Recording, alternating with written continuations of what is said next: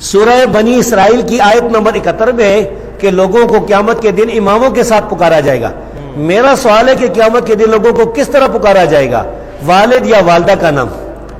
یہ جو آیت ہے نا, یوم ندعو کل اناس بامامہم, اس کے دو معنی ہیں مفسرین نے کی.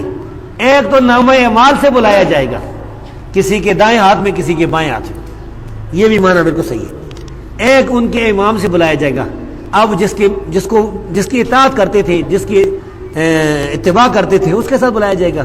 ہاں یہ فرعون والے ہیں, یہ نمرود والے ہیں, یہ شداد والے.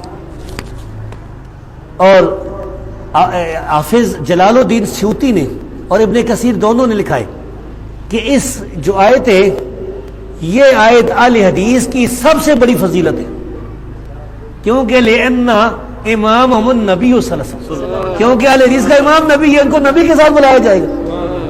ادھر امام حنیفہ کے ساتھ بلایا جائے گا. اور یہ بھی ہو سکتا ہے کہ امام حنیفہ رحمۃ اللہ سے ہمارے ساتھ آئے, انہیں کہا جاؤ. انہوں نے تو امام ابو حنیفہ رحمۃ اللہ علیہ تو نہیں کہا تھا کہ حنفی بن جاؤ, نہیں فرمایا. میرا یہ چیلنج ہے, وہ احمد رضا خان بریلوی کہتا ہے نا کہ اگر اہل حدیثوں کی بات مان لیں تو 1100 سال کے جو ہمارے علماء ہیں وہ مشرک ہو جاتے ہیں. ہاں 1100 سال کے سلف سالین چھوڑنے پڑتے. میں یہ چیلنج کرتا ہوں, احمد رضا تو چلو مر گیا, بریلویوں کو دیوبندیوں کو, کہ یہ 1400 سال میں صحابہ, تابعین, تبع تابعین, اس کے بعد صدیاں, مجھے بتائیں ایک عالم, 2 عالم, 3 عالم جو امت کے مسند عالم تھے, جو کہتے ہیں لوگوں مقلد بن جاؤ, قرآن حدیث چھوڑ دو, آنکھیں بند کر کے اماموں کے پیچھے چلو, ہم مقلدین ہیں. کوئی بھی ایسا نہیں, کوئی بھی. بلکہ ابھی میں نے ایک مضمون لکھا ہے, کل فارغ ہوا ہوں, اور میں نے 100 ایسے علماء لکھے جن کے بارے میں محدثین نے لکھا لا یقلد حدن کانا غیر مقلد, یعنی یہ تقلید نہیں کرتا تھا, وہ جوش میں 110 لکھے گئے. 100 اعلان میں نے 100 کیا نا, ہر صدی صحابہ, تابعین, تبع تابعین.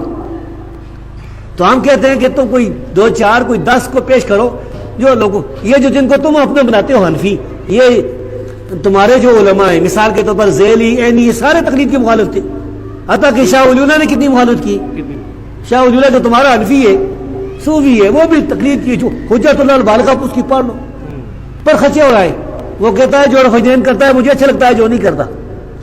اور کراچی سے 2 بندیوں نے, دارالشاط والوں نے یہ کتاب چھاپی حجت اللہ البالغہ اردو میں, اس کا چینج کر دیا. وہ کہتے ہیں کہ جو رفجین نہیں کرتا مجھے اچھا لگتا ہے.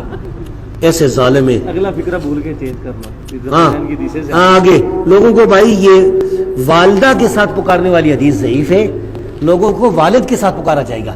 اور امام بخاری رحمہ اللہ فقیہ تھے, انہوں نے صحیح بخاری میں دلیل پیش کی ہے, باب بتایا کہ لوگوں کو والدین باپ کے ساتھ پکارا جائے گا, اور دلیل پیش کی ہے کہ عبداللہ بن عمر نے فرمایا قیامت کے دن جو غدار ہوگا نا, دنیا میں غدار, وعدہ خلافی کرنے والا, زرداری جیسا وعدہ کر کے بجلی لے آئیں گے, بجلی کوئی بھی نہیں.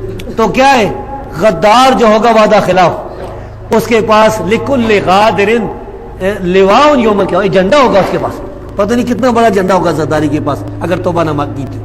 تو پھر کیا ہوگا, کہا جائے گا ہاذہ غدرۃ فلان ابن فلان, یہ فلانا آدمی جو ہے فلانے کا بیٹا, یہ اس کی غداری ہے. تو اسے بن فلان سے استدلال کیا امام بخاری نے کہ والدین باپ کے ساتھ پکارا جائے گا. ماں والی حدیث تو ضعیف ہے.